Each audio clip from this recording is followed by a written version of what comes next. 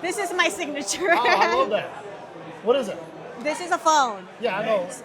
So like whenever I do music, like I have this on and then like as if like we're talking because we're going to 5G to 6G. Yeah. You know, I want to bring back the analog 1999, but also with my book. Yes. So you ready? Yeah.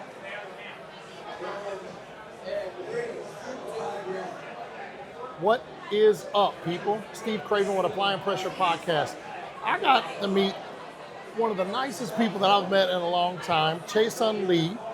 And we got to sit down and talk a little bit about it. And I said, you know what? It's time for us to jump a little bit on a podcast. Yes. So let's talk a little bit about what you do and what brings you here. Okay, so I do a lot of different things, but I'm the author of the Amero. I'm a self-taught economy student that I saw the problem in this economy where everything is falling apart with the trust within the government and the trust of... the trust is huge. Yeah, we have issues with the trust, right? And the people are not believing the fiat money. Yeah. So it kind of got me wonder, why is the trust so important, right? Why in institution, relationship, in monetary policy, but also in the geopolitical region. So that's what got me to write my book about Canada and US's economy for the future. So before we get started on that side of it, what gave you this push to get into the passion that you have for this? Because I grew up in Toronto and then I moved to Montreal and I have started my own business called Madame Kimchi. So I started off with making everything making from scratch. Sure. So and I have also gone through like a hardship, raising a children, and I really was exposed to the level of why learning economy literacy is so important. Yeah, so you actually got to feel that side of the missing pieces, so to speak, and the misconstrues of all the governments and all the states and all the countries coming together. That's the big problems in all of it. Yes. So where you're at in your life right now, you may or may not wrote a book. Where can they find this book, first of all? So you can find this book at Amazon. Okay. Like in the US, all throughout Europe, and Canada. That you can just search up the Amero. Then you can find the book. The reason why it's so important now is that I believe that we need the bridge between the fiat and blockchain, because we have everything. Infrastructure is there, and we have a regulation is taking in place. But what we are missing is actual monetary policy. Because if we bring the old monetary policy that we have, it's not going to get into our quantum computing world, right? So, my visionary book, it talks about how smooth we are going to take off from fiat to blockchain within the 5-year period, right? So we need help from everyone. We need fintech, AI, and we need the regulation from the government, and also importance is the economy literacy from people. So we need to educate where the world is going from 0 to 10. So how do you feel AI is going to benefit or disbenefit anything that you have going on with the blockchain side of things that you're pushing right now? Is AI something that's going to be a really good thing for you, or could it potentially backfire on you? I don't think it's gonna backfire. This is just my own opinion, but AI is going to help us develop, and then going through trials and errors so that we can learn. And also, AI will help bring us into get into the quantum computing world. On the side of AI, right? And I'm pretty good with AI. Yes. On the side of AI, the problem with it is there's a lot of misconstrued information. And so when you're asking the questions of, so I'm from the United States. If I wanted to be very pro-US, I could ask a question to very tailor it towards the US to make the US look a little better. This is not what we're pushing here. We're pushing that you want everybody to come together and work together. Am I correct on this? That's right. Yeah. And that important side of it is going to dictate on the pluses and the minuses of AI and what it could do for you. The reason why I bring that up is because even in your book, I would have to assume that this is filled full of knowledge to let people understand why it is so important that you're advocating for this and that you've built a complete brand on this. Moving forward, what does the future look like for your company? Like, what's your overall goals as far as going forward? Okay, like my goal is to make a bank for people, so that because people are losing trust within the government and the bank, and then honestly, like speaking, banks are the money eaters. Yeah. Because why does bank exist, and why does bank has to control our money, how much we are withdrawing money daily, right? So you have to ask yourself, like, why is government trying to control? Of course, like some of the regulation is important in order for a society Sure. to come together, but too much control is not good. So Yes. I want people to actually think like what's out there, and then what kind of studies that we need to do for the future and for our children. Sure. And that's the important part is like, right? It's not us, it's the people that's younger than us and the people that aren't here yet. They don't understand the problems that are coming in right now. Yes. And it's very important to make sure that people like you do advocate for them to know that they do have a chance, they do have an option, and there's plenty of information out here to learn. Yes. So my goal is to make a platform for education for children, a blockchain education, Yeah. which is fintech. Because our children's era, they are not going to understand the coins or the paper fiat dollars. What they're going to understand, they need to understand what the new ISO 2022 is. Sure. Yeah, and you know, we all know that in schools these days, they don't teach anything to do with the financials the correct way. They don't teach you investing, they don't teach you credit, they don't teach you understanding how to monetize your credit cards and credit in general. They don't understand investing on the Bitcoin side, crypto side in general. Any of those things, they're not teaching this stuff. Yes. So my goal is to make the children understand the concept of how, like not the old money, what is blockchain and what is a trust and what is the utility of each technology does. Sure. So that is my mission on Earth. Yeah. So with your passion of doing this and pushing forward and teaching and training, doing all these things like that, are you looking to expand your business throughout all the other countries as well? Yes. Maybe different satellite offices, maybe you're pushing a YouTube channel, I heard, right? So let's talk a little bit about your YouTube channel. What can people expect to see of you on YouTube?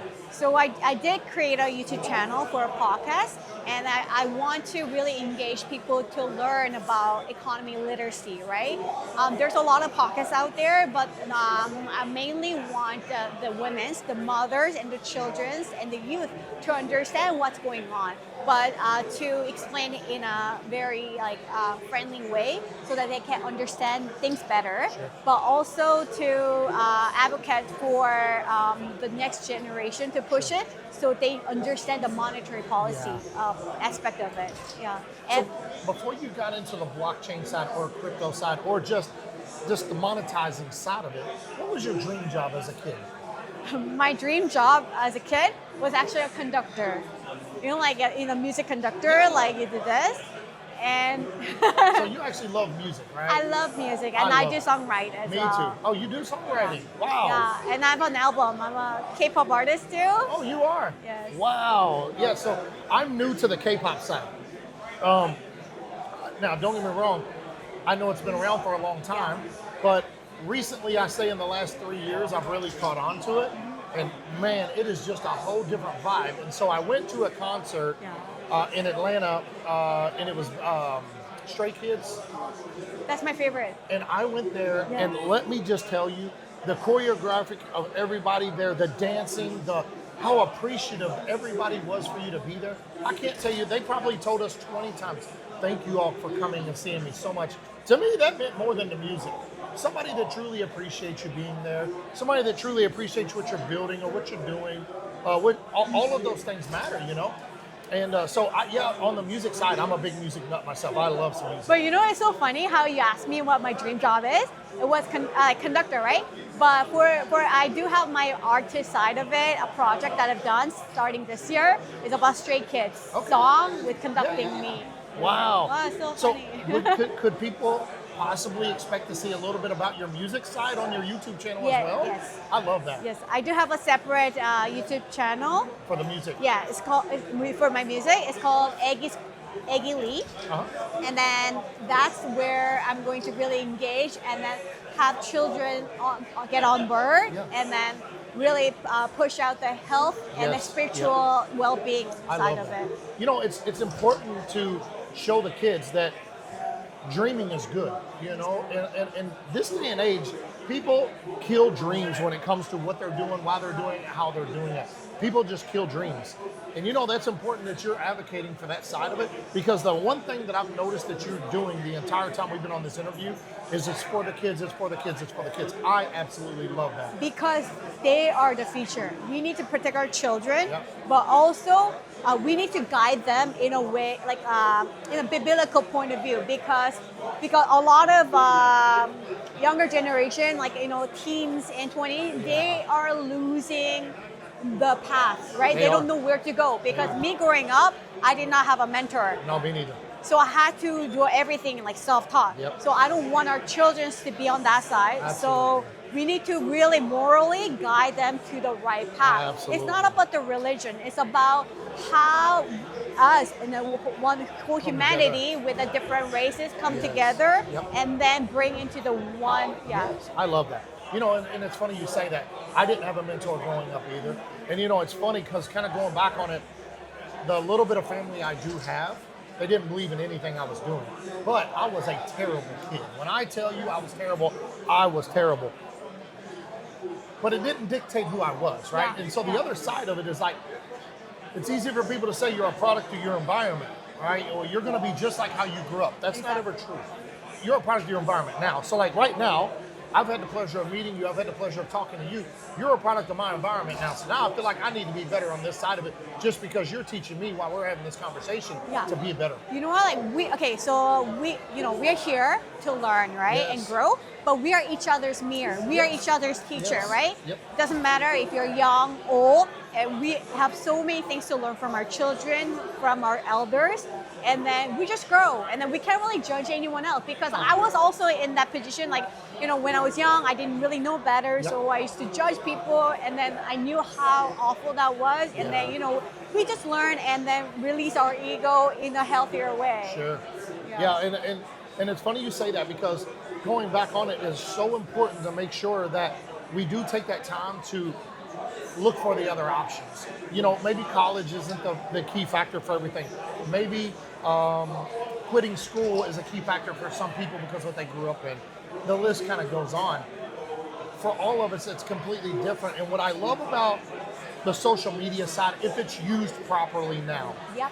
there is so much opportunity and so much information out there that, running into people like you or myself could take a kid that is 16 years old, 15, 16 years old, and catapult them way ahead of their parents where they ever thought of being. I had the pleasure of meeting a young guy. I do business development as well. I teach businesses how to succeed. I met with a guy in Fort Lauderdale, Florida last year, 15 years old.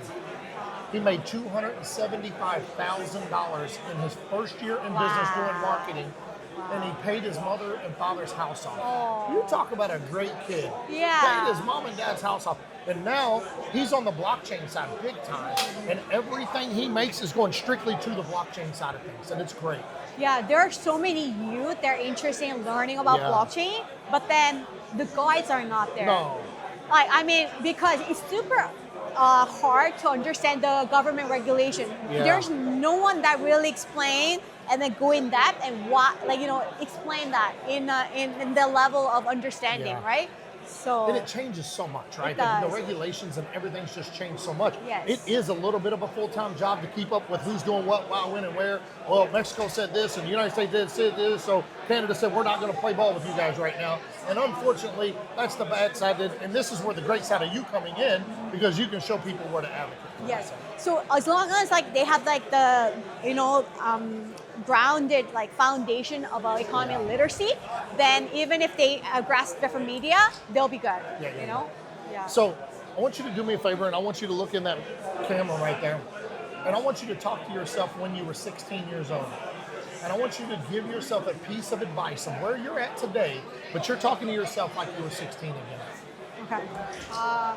So if I were to be 16 years old again, then I would say stay grounded and then pursue whatever you want to do and follow your heart. And do not listen to what other people think. They're not going to live for your life because you handle your own life and then you are the one who can save yourself, no one else. I love that. So where can people find you? What kind of socials do you have? And please, please, please put out your 2 YouTube channels, not just one of them.